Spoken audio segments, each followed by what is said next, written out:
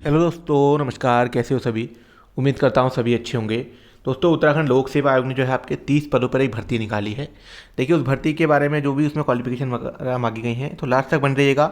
उसी के साथ दोस्तों, मैं शुरू में आपको एक चीज़ बता देता हूँ। देखिए, उत्तराखंड लोक सेवा आयोग जो है आपकी दो भर्तियाँ निकालने वाला है, आरओ और एआरओ।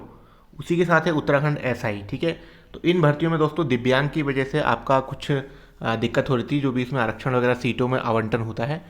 तो दोस्तों, वो दिव्यांग का जो मैटर है उस पर कैबिनेट की मोहर लग चुकी है, और शायद इस हफ्ते ही आपका जियो वगैरह भी उसका आ जाएगा। ठीक है, तो उसी के साथ साथ दोस्तों जून में ये भर्तियां आपको क्लियरली देखने को मिल जाएंगी। ठीक है, तो लोग आरओ और एआरओ और उत्तराखंड एसआई या यूकेपीएससी की जो भी नई भर्तियों की तैयारी कर रहे हैं, तो वो लोग अपनी तैयारी में लगे रहिएगा।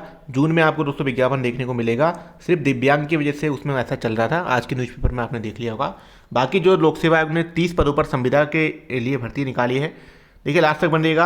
आयोग कार्यालय में सेवानिवृत्त कार्मिकों की संविदा के आधार पर नियुक्ति विषयक विस्तृत विज्ञप्ति। ठीक है, उत्तराखंड लोक सेवा आयोग में समन्वयक, सहायक समन्वयक के श्रेणी के पदों पर 29/2/2024 तक 65 वर्ष की आयु होने अथवा पदों की समाप्ति जो भी पहले हो, नियुक्ति आवेदन पत्र आमंत्रित किए जाते हैं। ठीक है, यह है आपका पद जो है, मैं दिखा देता हूँ कौन कौन से पद हैं।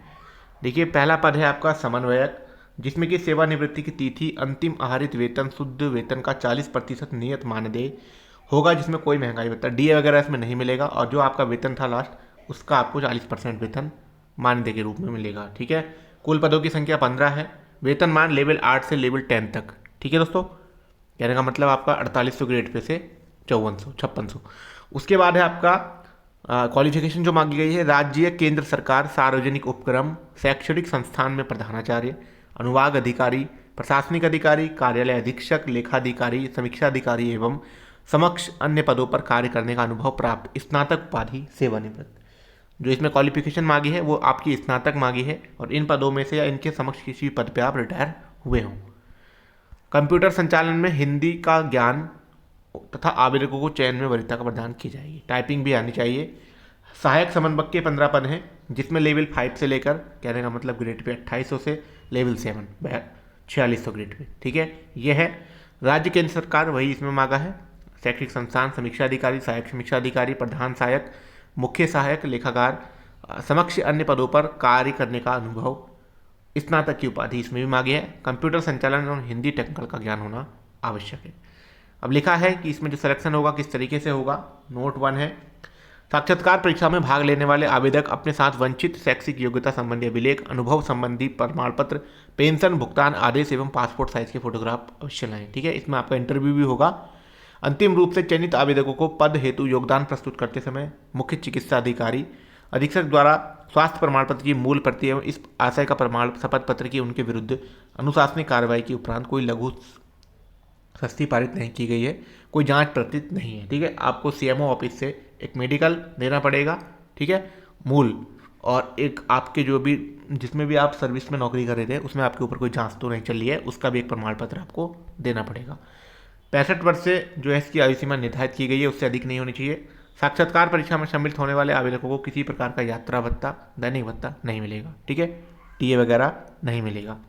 पदों की संख्या घट बढ़ सकती है। पुनर्योजित सरकारी सेवक को एक कैलेंडर वर्ष में 14 दिनों का आकस्मिक अवकाश तय होगा। ठीक है, 14 सीएल मिलेंगी।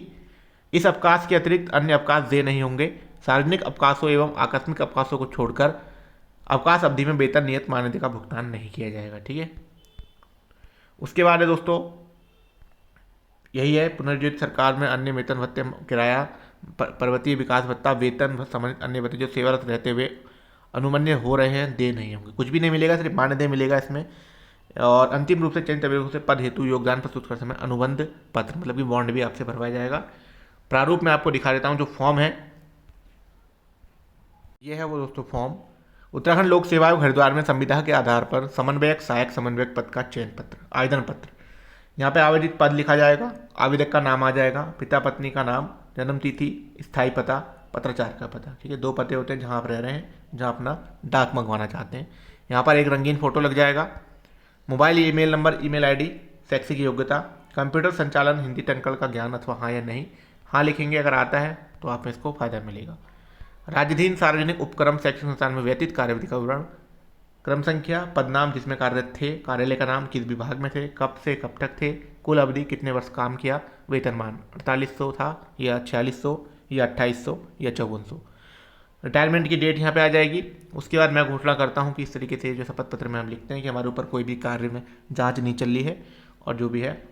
उसके बाद लिखा है यहाँ पर आपको हस्ताक्षर करने हैं, संलग्नों की संख्या, जो भी डॉक्यूमेंट पीछे लगाएंगे, दिनांक और स्थान लिख के इसको उत्तराखंड लोक सेवा आयोग की एड्रेस पर दोस्तों भेज देना है। तो ये भर्ती दोस्तों लोक सेवा आयोग ने उन रिटायरमेंट लोगों के लिए निकाली है जो 65 वर्ष की उम्र से पहले रिटायर हैं। ठीक है, तो आप लोग इसमें से कुछ सीनियर लोग जो भी सरकारी नौकरी में रिटायर हैं वो भर सकते हैं।